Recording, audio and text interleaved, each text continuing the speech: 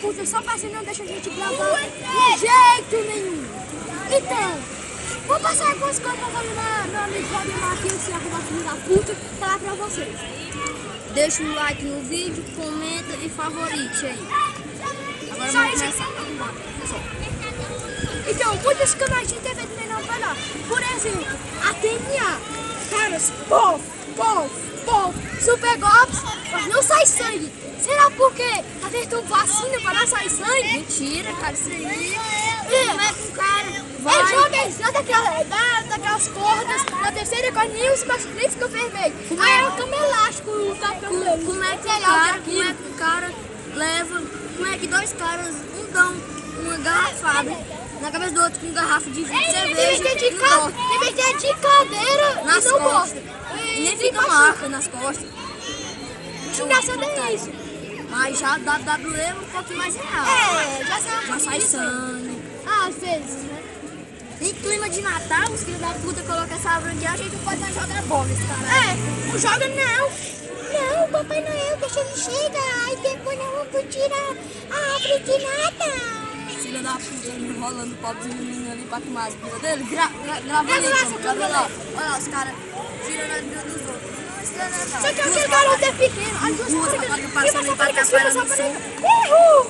sacanagem. Olha aí, é isso aí mesmo. Isso é que Aqueles arrombados ali, ó. Fica só batendo um pouco. Esse aí tem nada.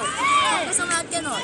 Pega um aqui de 38 e dá um cara de tiro nele. Pega e resolve as coisas que começa a trabalhar.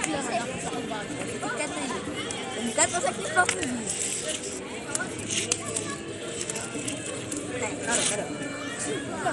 O cara coloca um carro vermelho, tomando metade da calçada dele, metade dos outros. Não pode, cara. Vai que uma criança vai saindo dali, vai tentar lutar capoeira e taca a cabeça ali, um arrombado. Meu irmão. E como é que os filhos da puta vão beber e botar um som brega desse na hora que nós estamos gravando o vídeo? Pelo amor de Deus. Deus.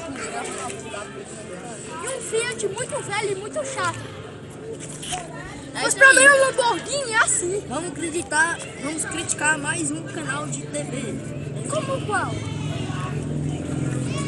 Sessão da tarde. Por que Sessão da tarde não passa de manhã? E nem passa um filme bom, nenhum. Só filme de amor, romance. Porque eles não passavam Kit Bengala. E eu de tiro.